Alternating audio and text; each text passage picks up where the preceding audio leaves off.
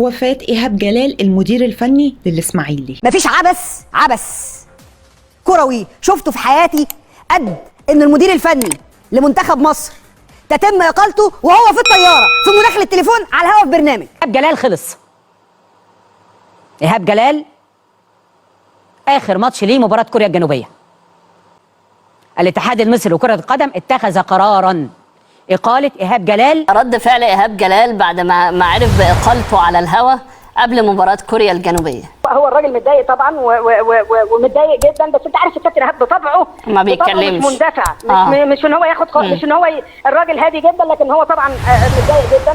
كابتن إيهاب كان مضغوط قوي الفترة الأخيرة، هل كان في ضغوطات وصلته للمرحلة دي؟ احنا كان نفسنا نطلع من اللي احنا فيه عشان خاطره اصلا، عشان خاطره هو هو كان بيتحمل حاجات كتير قوي. هو الجهاز عامة، بس كابتن إيهاب فعلا زي ما بيقولوا بيتحمل حاجات كتير قوي. زي ما بيقولوا كان يعني شغال. صدمة كبيرة في الوسط الرياضي بعد وفاة المدير الفني للدراويش ومدرب منتخب مصر السابق كابتن إيهاب جلال عن عمر يناهز 57 عام، بعد ما تعرض لوعكة صحية من أيام قليلة اتوفى على إثرها. الوفاة حصلت النهاردة 11 سبتمبر، وكابتن إيهاب تعب جدا في أيامه الأخيرة لدرجة أنه عمل أكتر من 3 عمليات جراحية دقيقة للسيطرة على 3 جلطات اتعرض ليهم في المخ ومنطقة الرقبة. جماهير كرة القدم بتنعي الكابتن الخلوق إيهاب جلال المشهود له بحسن السيرة والأخلاق والسمعة الطيبة، عشان في أقل من شهرين تخسر كرة القدم المصرية رمزين من رموز كرة القدم الشرفة. ناس كتيرة ربطت بين سيناريو وفاة كابتن إيهاب جلال وكابتن أحمد رفعت، وبيرجحوا إن سبب وفاتهم واحد، وهو الحزن الشديد أو الإحساس بالظلم والقهر، خصوصا وإن إقالة إيهاب جلال من منتخب مصر بعد ماتشين سببت له حزن شديد وأثرت عليه جدا نفسيا. مشاهير كتير نعوا كابتن إيهاب جلال زي اللاعب المصري محمد صلاح ومرتضى منصور وشوبير وغيرهم، ده غير كابتن أحمد الشيخ لاعب الأهلي السابق اللي نعى إيهاب جلال وقال: حسبي الله ونعم الوكيل في اللي كان سبب في تدمير نفسيتك، حسبي الله ونعم الوكيل في أي حد شكك في ذمتك وشرفك، حسبي الله ونعم الوكيل في أي حد جرحك بكلمة، حسبي الله ونعم الوكيل في أي حد كان سبب في تعبك، حسبي الله ونعم الوكيل. مش عارفة هتتفقوا مع كابتن أحمد الشيخ ولا لأ؟ شاركوني رأيكم في التعليقات، ودعواتكم لكابتن إيهاب بالرحمة والمغفرة ولأسرته بالصبر والسلوان. وما تنسوش أحمد رفعت كمان هو وأسرته من دعواتكم ودعواتكم لإخواتنا في الأراضي المحتلة والسودان.